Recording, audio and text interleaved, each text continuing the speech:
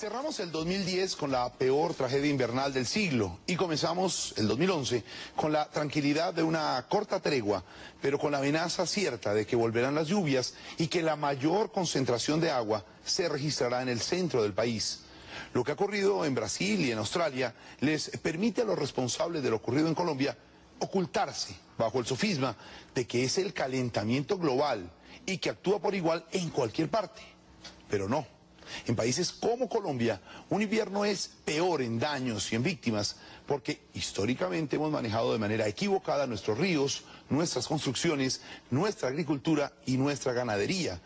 Y lo dijo nada menos que el ministro de Transporte, Germán Cardona, en un texto publicado recientemente en la prensa nacional y que tituló "El agua no es boba". Este artículo del ministro nos sirve para hacer muchas reflexiones, identificar responsables y ojalá hacer un poco de prevención.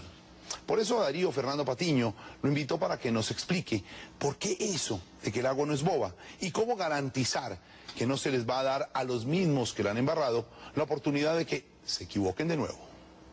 Darío Fernando Patiño entra al radar. Ministro Germán Cardona, leí una columna suya, decía "el agua no es boba", en la que usted le atribuye mucha responsabilidad de lo que está sucediendo ahora con las inundaciones a la mano del hombre. Pues yo le adjudico, digamos que toda la responsabilidad a la mano del hombre, Darío Fernando, porque nosotros no estamos respetando la naturaleza y estamos robándole los espacios al agua y el agua simplemente lo está recuperando. ¿Y cómo es ese robo? Primera es en las zonas de ladera, estamos deforestando, se están sembrando cultivos donde no se deben, se está haciendo pastoreo o se están llevando animales, vacas y demás, para tener ganadería en sitios de ladera que al pisarlos estos animales, el agua se infiltra, al infiltrarse el agua, al no haber buena reforestación, vienen los derrumbes, al venir los derrumbes, esa agua va a los ríos, esa agua sale por los ríos, va sedimentando, llega a los grandes ríos como el Cauca, el Magdalena, el San Jorge. Bueno, vamos por partes, pero esos sembrados, esos pastoreos no los hacen unos pocos campesinos, eso son grandes terratenientes también y grandes ganaderos. Indiscutiblemente, es que aquí la responsabilidad la tenemos todos y sobre todo, digamos que es una falta de cultura y es un afán por utilizar la tierra al máximo. ¿Qué tan negativo ha sido el efecto de bloquear, digamos, las orillas de los ríos, construir los jarrillones, construir los diques? Pues le voy a contar esta anécdota. El 8 de agosto, un día después de la posesión del presidente Santos como presidente y la mía como ministro, en compañía del ministro de Agricultura, fuimos hasta La Mojana. Esa fue la inundación grave que había en ese momento en el país. Y los campesinos de La Mojana le pedían al presidente que, como ya habían construido jarrillones al lado izquierdo, entonces estaba empezando a inundar el lado derecho del río Cauca, entonces que ahora construyéramos jarillones al lado derecho. Y yo, escuchando eso, el presidente me dijo, ¿por qué no hacemos esta vaina? Le dije, déjeme, voy a hablar con un colega mío que es experto en ingeniería hidráulica. Lo llamé y textualmente él me dijo, mire, lo que se está haciendo con esas obras es entubando los ríos, porque no le estamos dejando espacio a los ríos para que descansen, o sea, esas zonas alrededor de los ríos es para que se inunden naturalmente, para que los ríos ahí descansen y luego cuando baje otra vez la temporada invernal continúen su recorrido. Entonces esta persona casi que textualmente me decía, si seguimos haciendo eso, lo que vamos a terminar mañana o pasado mañana es inundando a Barranquilla. Pues no llegamos a Barranquilla, pero ya vamos en Calamar. Entonces eso no es así tan sencillo como seguir haciendo jarillones y por eso hay que revivir un estudio que hizo una misión colombo-holandesa en la década del 70 para que revisemos exactamente cuál es el tratamiento y la responsabilidad con que vamos a tratar los ríos en esta época. ¿Qué dice ese estudio? ¿Qué se debe hacer entonces si ya hay unos jarillones construidos y al otro lado no? ¿Qué se debe hacer en este momento? No, simplemente el estudio lo que hace es un análisis de todo este tema, digamos, hidrográfico colombiano. Lo rescatamos porque el estudio estaba embolatado, gracias al apoyo de un grupo de expertos en estos temas que nos están colaborando ahora en el ministerio desde hace un mes y medio cuando inició este problema.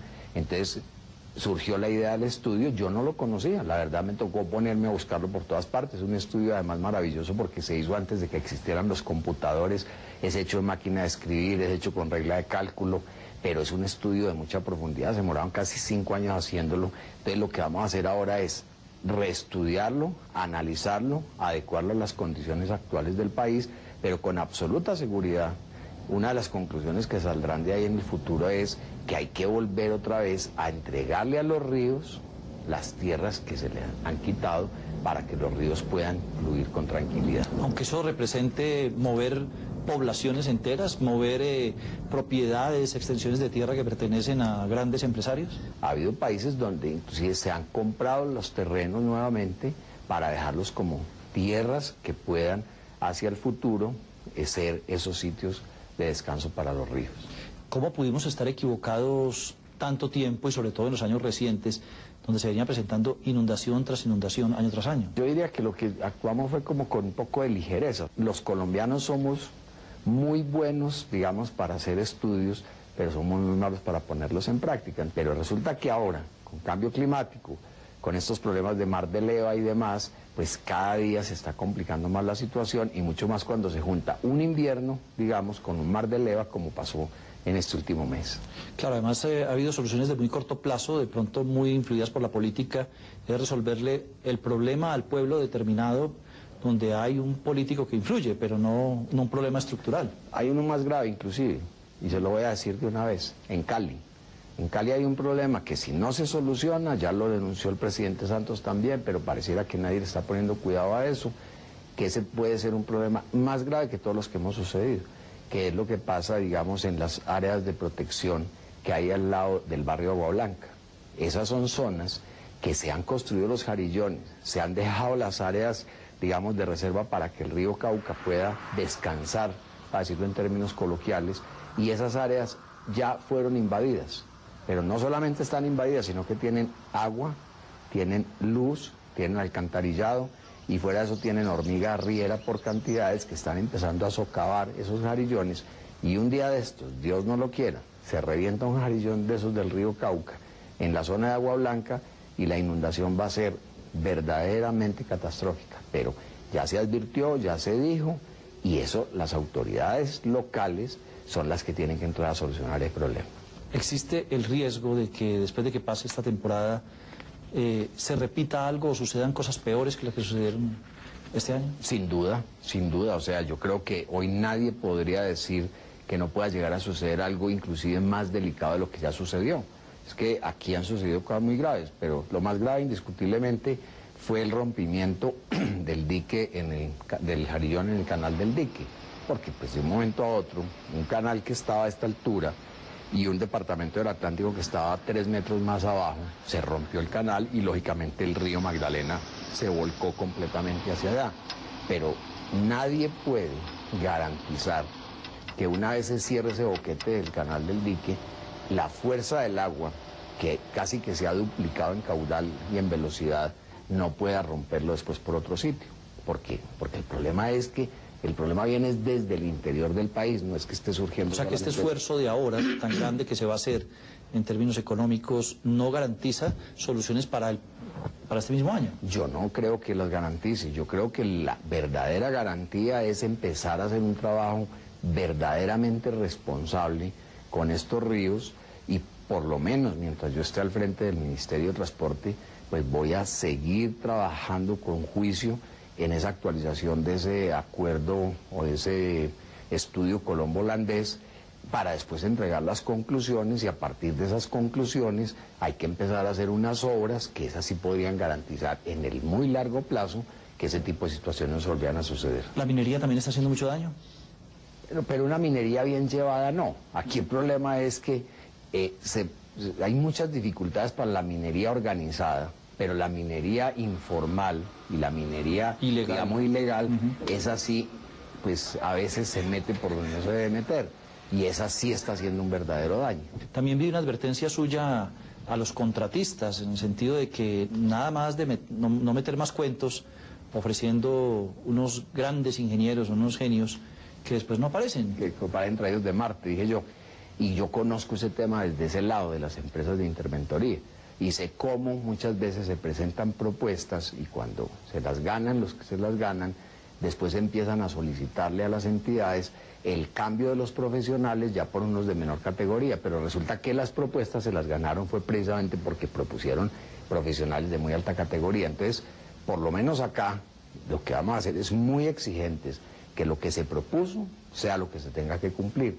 Y además, sí queremos que estas empresas de interventoría tengan verdaderos dientes para ejercer acción hacia los contratistas. Entonces, que el gobierno, en este caso el ministerio y sus entidades asociadas, tengan fuerza ante el interventor y el interventor a su vez tenga fuerza ante el contratista, porque si no, pues no hay razón de ser para eso. Sí, ministro, porque es muy paradójico y yo creo que a mucha gente en el país le duele que muchas de las cosas que están pasando ha sido por unas obras mal ejecutadas, mal supervisadas, por una mala ingeniería y además en un momento muy crítico para los contratistas. Venimos de una racha de escándalos en la contratación y ahora, con todas estas obras, con casi 17 billones que puede invertir en esta recuperación, los grandes ganadores van a ser los contratistas también, porque van a tener contratos, va a haber mucha infraestructura allí. Entonces, ¿se les va a premiar de alguna manera por lo malo que hicieron o ahora se les va a castigar más severamente? No, yo creo que la ingeniería colombiana y la ingeniería de contratistas y también mucha ingeniería de consulta o de interventoría es ingeniería muy buena, pero no hay dudas de que hay mucho avivato por ahí también tratando de hacer negocios y de ganarse la plata mucho más fácilmente. Ahora, lo que yo digo es, no se trata de molestarle la vida a nadie, sino que así como el Estado se compromete a pagar por una obra, los contratistas y los interventores se comprometan a ejecutarlas bien hechas. Eso es una cosa muy fácil de llevar a cabo y cuando todo el mundo cumple, las cosas se pueden hacer y funcionan y quedan bien. Gracias, ministro. Ok, muchas gracias.